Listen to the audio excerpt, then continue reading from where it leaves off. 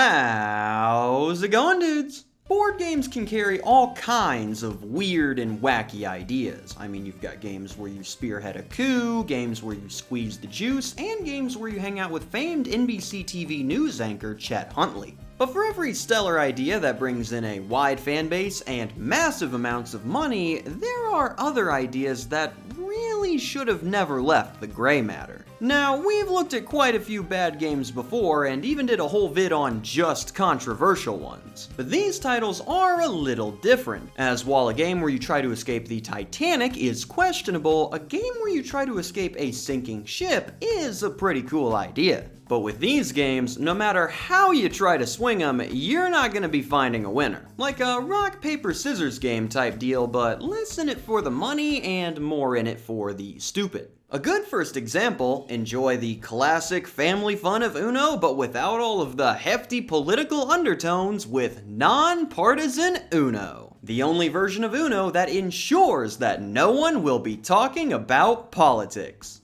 Seriously, don't talk about politics. Non-partisan Uno is Mattel's answer to the growing political division in the nation by focusing their efforts on removing all of the things that could cause controversial topics to come up during game night. The biggest being the replacement of the red and blue cards with the much more welcoming orange and purple cards. You see, by removing the red and blue colors, which carry no meaning other than their correlation with American political parties, you ensure that at no point will your guests be thinking about politics while they play.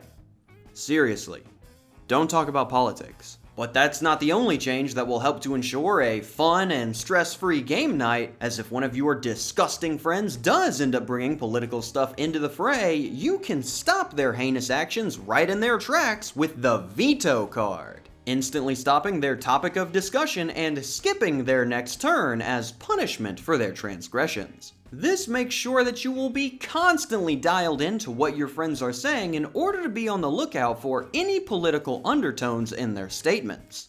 Seriously, don't! And that's it. We've got a color change and a dubiously enforced new skip card that can be played at any time, but I'd say that it was all well worth it. Now you and all of your immigrated friends can properly play Uno without any worries. So pull out those green cards and no! Unsurprisingly, basing your entire game around how incredibly non-political it is going to end up making people think more about politics than if you just played regular Uno and, I don't know, enjoyed the game? Just the idea of making a non-political version of any board game is such a bass-ackwards play that many are thinking that this was made this way on purpose to make fun of the everything is political crowd. Which I would be more open to believing if it wasn't a major corporation behind it, as they usually don't like to take these kind of snarky jabs at people without some quirky punchline to dull the blow.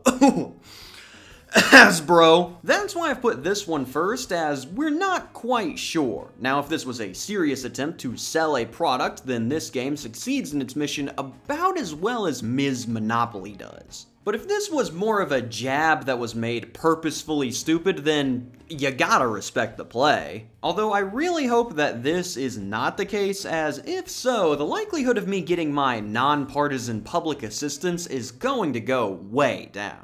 But before we get into seeing some more absolutely atrocious ideas, let's first check out a group that keeps managing to put good ones out there with today's sponsor, Flexispot. Longtime viewers will know that Flexispot is the group that I've worked with the most, and that's because they make good stuff, which holds true here as they unveil the newest member of their ergonomic chair club, the C7 Max. The C7 Max is the perfect chair for those who find themselves settled for long periods of time, lending itself much better to the task than the standard chairs whose top bars keep snapping off anytime I try to lean back. It does so well in this area thanks in part to its flexibility and adjustability. Backrest, lumbar support, seat depth, and the seat cushion are all highly adjustable to whatever way you like to sit. But my favorite parts have to be the headrest, which can be adjusted on both height and tilt to fit your neck position, and the armrests, which can move in a full 360 360-degree motion to fit whatever seating style you are looking for.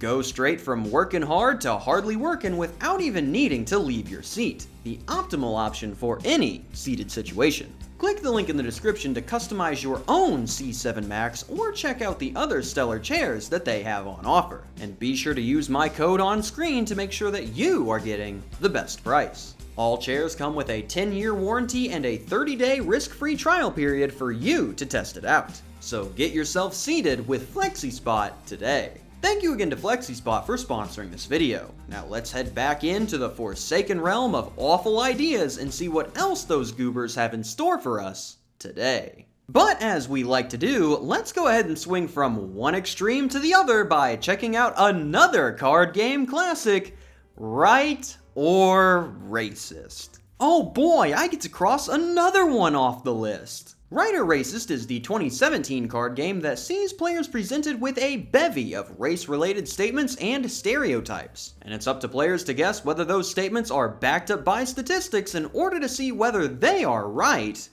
or racist.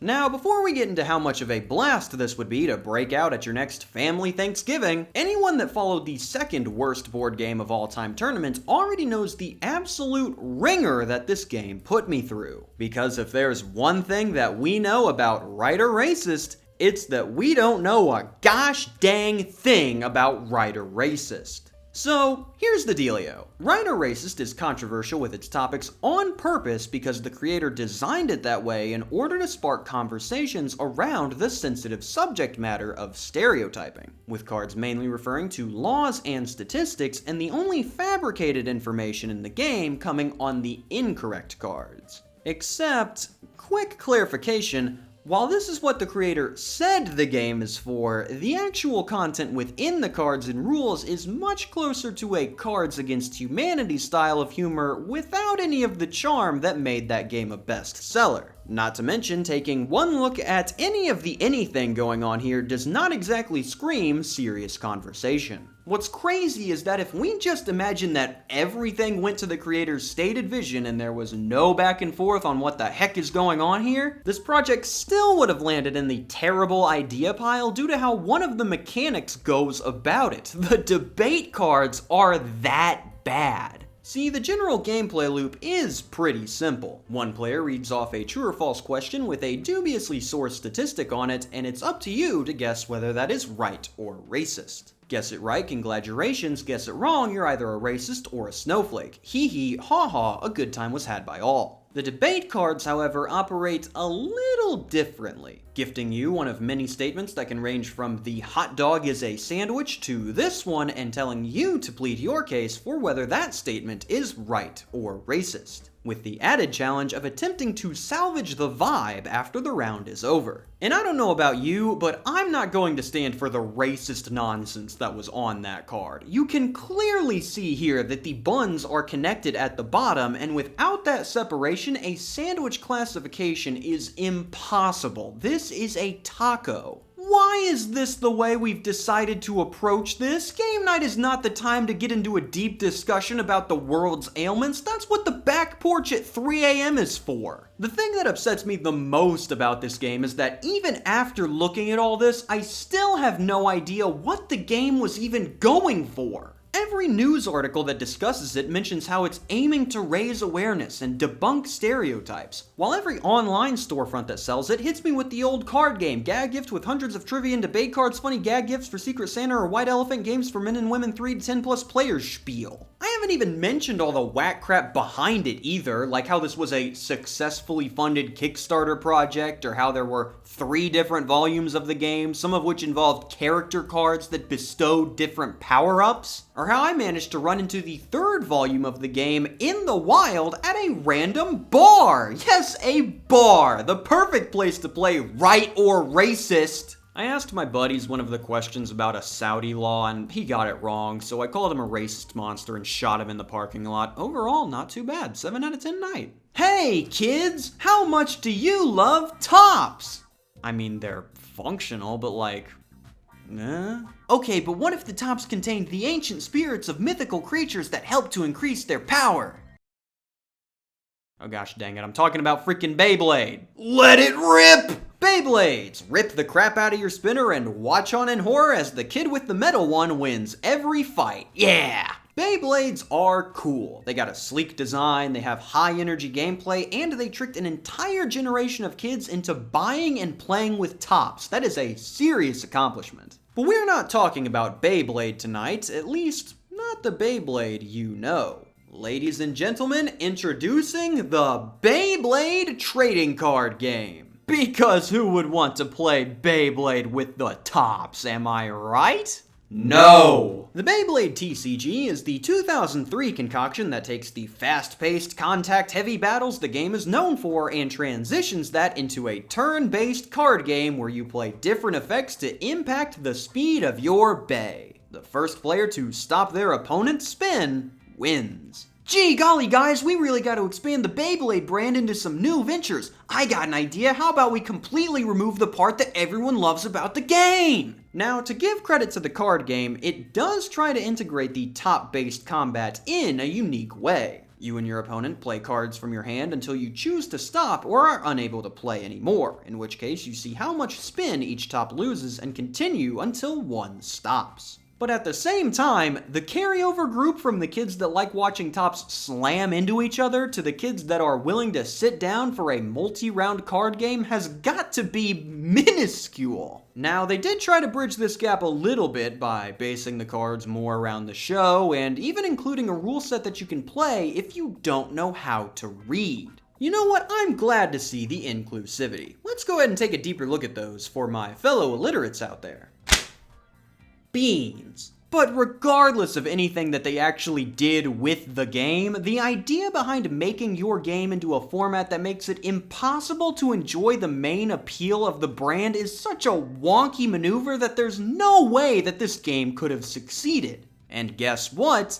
It didn't. Aiming to capture some of that yummy TCG gold rush at the perfect time, right as it was dying, the Beyblade trading card game got off one good set before running out of spin and falling over dead. Which is quite a shame, as there were some reports that the card game wasn't really too bad. But again, Beyblade with cards carries about the same appeal as a Bakugan game where you just move pictures of the monsters around a board. Never turn your back on a good gimmick, kids. Now, before we get into our final travesty, we have one game that I am going to include here less of my own accord and more as a community submission, as whether this game is awesome or awful has carried many a heated discussion ever since the 1970s. Ladies and gentlemen, introducing a game that I am honestly surprised has not made it on here before, the Ungame.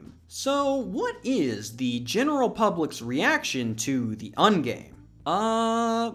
We'll go with mixed. The Ungame is the 1973 board game that wants you to tell it like it is, and in the process of doing so has earned the reputation of being both one of the worst games ever made and one of the most misunderstood games ever made, with neither side being able to agree on a conclusion, but the worst crowd being the louder of the two. So let's go ahead and take a look at the title for ourselves and solve this 5 decades long issue lickety-split. First, what is the Ungame? The Ungame is a board game that has players move around the board answering questions in order to better understand both yourself and others as you learn to communicate more effectively. Questions can guide you through simple icebreakers to get to know the other players better, or can take a more serious approach that will delve into your personal beliefs and the troubles within your life. Players are to remain silent except during their turn, which will encourage listening and understanding as you tell it like it is.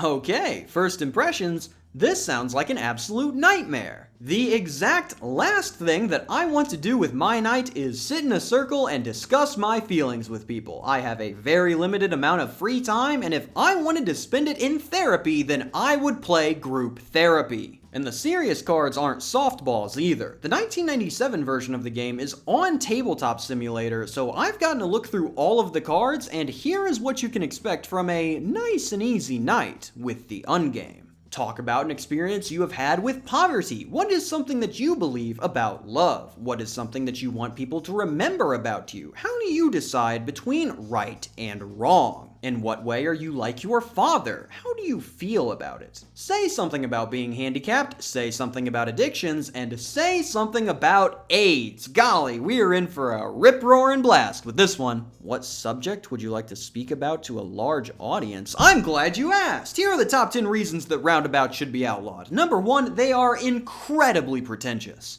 But that's not all, as what is something you really like about yourself? I'm very competitive. So how do you win this bad boy?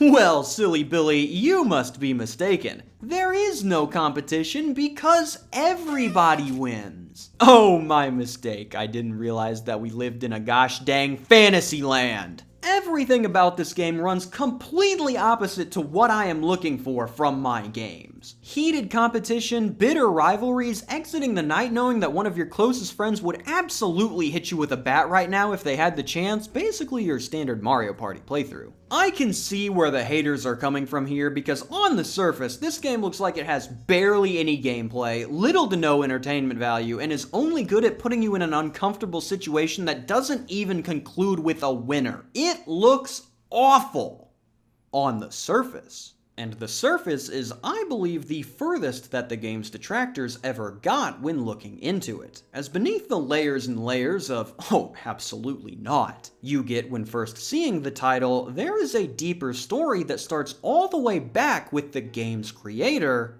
Rhea Zakic. Back in 1970, Rhea had to undergo 2 surgeries to remove tumors from her vocal cords, which left her in the unfortunate position of being unable to speak for 3 months. During this time period, she began to realize how poorly her husband, and her 2 sons communicated with each other. None of them really knew how things were going with each other, and she began to regret not engaging with them emotionally back when she had the ability to speak. So she began to craft a remedy, creating cards with questions on them that she wanted her family to ask and answer, as well as adding a little hand-drawn board for a bit of flair. The game was such a positive for the family that they began letting neighbors borrow it, and she even began making more copies before writing to 28 different game publishers to see if she could get the title out to a wider audience.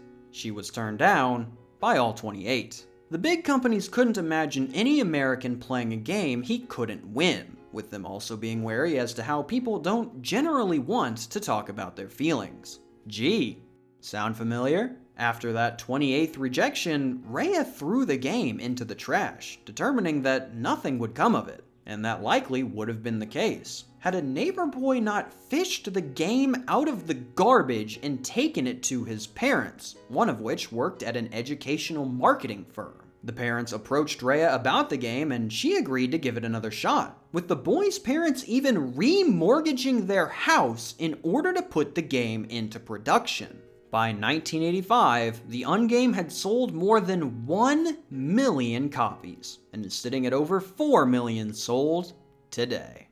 That is a genuinely heartwarming tale full of pretty much every emotion available, but we are not done yet, as there are still a few more things that I need to address about the game's background, as they are far too wacky to ignore. First off, want your emotional trials with you on the go? Then pick up one of the many pocket Ungames that we have on offer. These portable renditions of the title carry all the trauma-dumping fun of the original wherever you may roam, with versions for all ages, couples, families, teens, kids, some guy named Christian, and the Spanish. Speaking internationally, the Ungame is not just an American thing, as there are quite a few pictures online of Japanese variants for both the standard and pocket versions of the title. And lastly, while companies wanted nothing to do with it initially, once those numbers started flying high, there were plenty who wanted in on the uncraze, including a group that just keeps popping up on this show for some reason: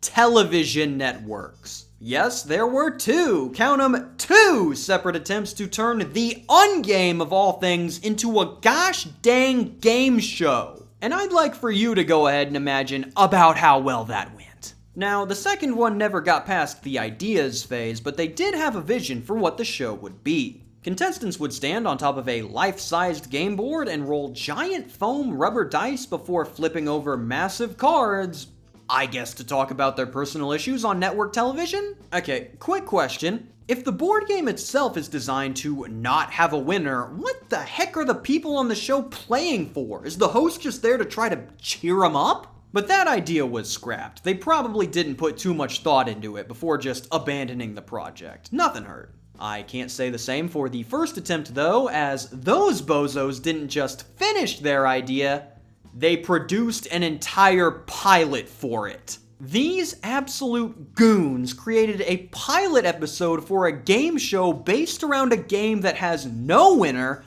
flew out to California to show it to Rhea, and botched the premise so hard that the only thing she could say about it was, quote, "I was sick." This was partially due to the lovable host of the program, who was, may I remind you, during a game all about encouraging listening and understanding, pointing out contestants' wrong answers. Could you imagine delving into a genuinely heartbreaking memory of one of the biggest regrets in your life, and the host just looks at you and goes, "Nah, I don't think so."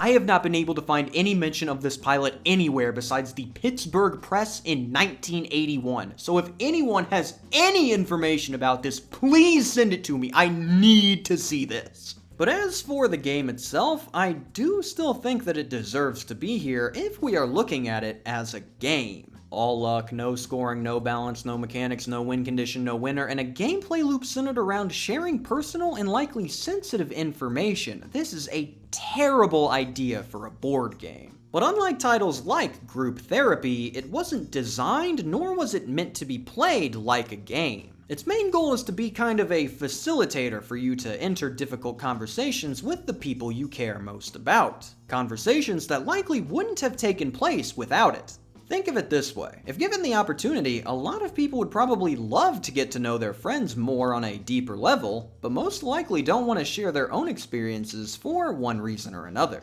If everyone in the group is feeling this way, you only need a small instigator to break through that initial wall and get the conversation rolling. And that's exactly what this thing is trying to be. This is such a core aspect of the game's identity that even the BGG description recognizes it, classifying the title as possibly being outside the scope of Board Game Geek, which is a description given to things that they don't see as board games, like lawn darts, foosball, or the Magic 8 Ball, with the only reason that it is included in the database being due to history. So with that in mind, yeah, it is a terrible idea for a board game, but this isn't really a board game. It's an Ungame, and it's one that I'd probably be a lot less hesitant to try out in the future. And I might get to do that sooner than expected, as after finishing up all the footage, guess what arrived in the mail for me? This version of the Ungame was sent to me by Jules and Charles, two fans that also included a lovely letter and this horrifying picture of the rat that I interpret to be a warning. Thanks to these two, a tabletop port for the game is now in the works, so check the comments if you'd like the chance to tell it like it is. Thank you, Jules. Thank you, Charles. Let's get back to it. Well, that was a nice change of pace for our normal coverage, a mostly feel-good story with just a little bit of stupid sprinkled in. So I think I'm about ready to call it here, before I end up having to touch on another title that is going to completely ruin the... Splendid. Oh boy, this board is sure getting some work today! Intelligent Design vs. Evolution is the 2006 board game that aims to educate players on the debate surrounding whether the world as we know it came from the intelligent design of a creator or through the evolution of nature. Utilizing trivia cards and fun facts brought to you by author and evangelist Ray Comfort and star of hit 1980s sitcom Growing Pains, Kirk Cameron. This is the second time Kirk Cameron's popped up on here. How does he keep showing up? What you do in IDOV is start in the beginning with your brains and move around the board until you reach the end of time, answering trivia questions and collecting brains in the hopes of having the most once you reach the end. Now, this isn't really too bad an idea for a board game. Presenting the arguments and findings of each side will allow players to interpret the information in the way they see fit in order to draw their own conclusions, ultimately leaving the game with more knowledge on the subject than they came in with.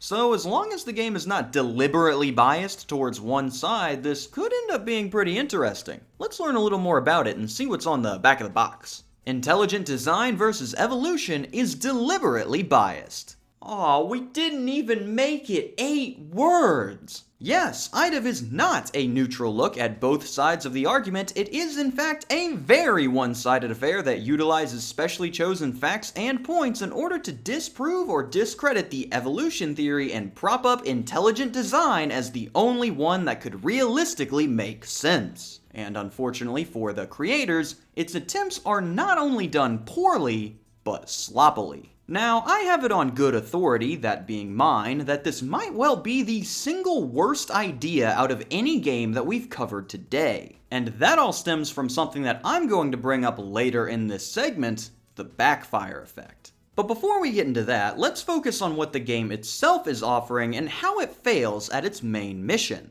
As you can tell, IDIV doesn't really have a lot going for it from a gameplay perspective. There are no alternate paths, no choices for you to make. All you really do is roll the die and wait for the end of time. Concerningly, the end of time comes a solid 3 spaces after the year 2001, so if you haven't gotten your affairs in order yet, you should probably get on that. Now, in terms of a quality perspective, the board, pieces, and cards are all reportedly really well made, to a surprising degree. The main issue with the title, though, stems from those aforementioned cards and what is on them. No two ways around it, the game has been accused of having question cards that are poorly worded, poorly sourced, and laden with errors throughout. So in order to see if that is true, let's take a look at a couple of them together. Brain teaser. True or false? Ramapithecus, once widely regarded as an ancestor of humans, has now been recognized as merely an extinct type of orangutan. Answer? True. The source? Wikipedia.org? This cannot be the first one. Wikipedia! W-I-C-K-pedia!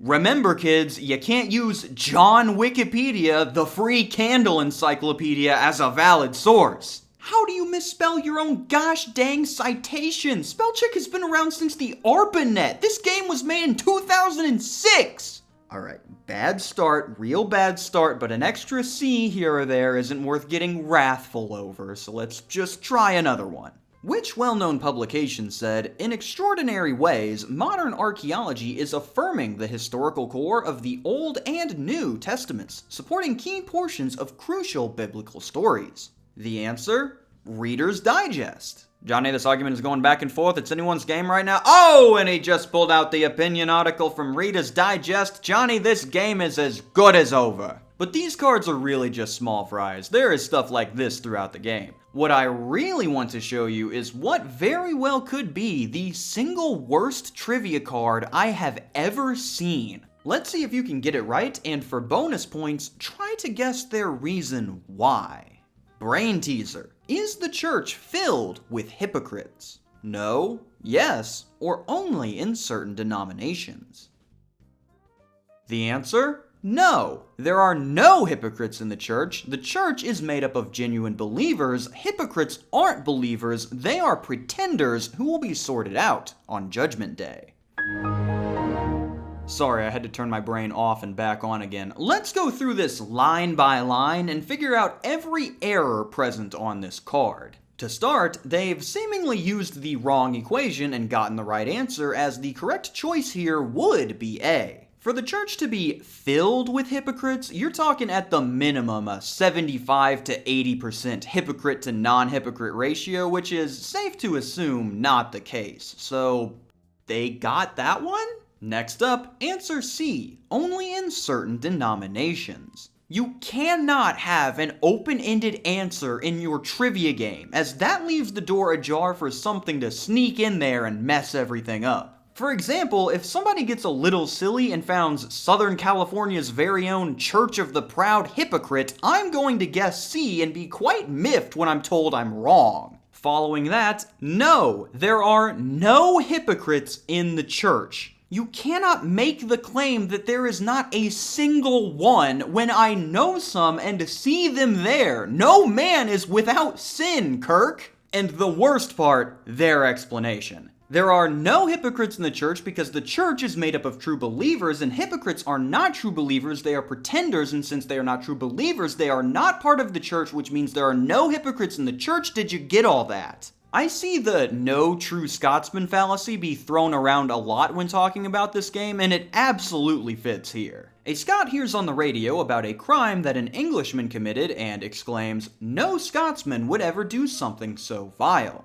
When the next day rolls around, he hears on the radio about a crime that a Scot has committed that is even worse, and exclaims, "No true Scotsman would ever do something so vile." Basically a more sophisticated version of moving the goalposts, or the famous world-renowned "nuh-uh, that one doesn't count" fallacy. In addition to that, if they are pretenders that will be sorted out on Judgment Day, then until that day comes, then they are still part of the church, which means the correct answer would still be A because of the wonky precedent set by using the word filled. This question is a disaster! A good chunk of the questions in the game are like this, but luckily for you, you won't have to deal with too many of them, as this trivia game comes with a grand total of 250 questions. Comparing that to other trivia games like Trivial Pursuit Classic Edition and its 2,400 questions, you're likely going to run into repeats after just a few rounds. But really, the biggest story here is just how bad of an idea this entire thing was for achieving their intended result. As in attempting to showcase the lack of merit behind the theory of evolution, all they did was show the lack of merit behind themselves. This is a perfect example of that backfire effect in action, where one person tries so hard to convince someone to agree with them to think the way that they do, that they employ every trick in the book, presenting one-sided info, belittling the other person, describing your way of thinking as corrupt and evil while my side is right and just. In doing so, they end up pushing not only that person away from their belief system, as they want nothing to do with a group that behaves like this, but also push others away as well when they see this behavior take place, resulting in a much more negative view of your group as a whole. Every group has people like this in it. Religious organizations, ideological groups, members of specific communities, political affiliations, and if you think that your group isn't like the others and doesn't have this going on, I'm sorry to say, but you might be the one doing it. But I think that's about enough on that end. Between the heart-wrenching story and the nature of disagreement discussion, I think this episode might have gotten a little too heavy for my taste. So to lighten the mood before I send you off, we're gonna play a quick round of my totally original brand new game, Bright or Bigoted. First up, the color gray. That's the most racist thing I've ever seen in my life. Signing off for another big win, I am KamSandwich. Thank you for watching and have a fantastic day. A special thank you to my suppliers, staff, and chefs over at the deli, as well as the media preservers helping me get these rare games ported for the public to enjoy. If you'd like to join the crew, you can take a look using the link in the description below.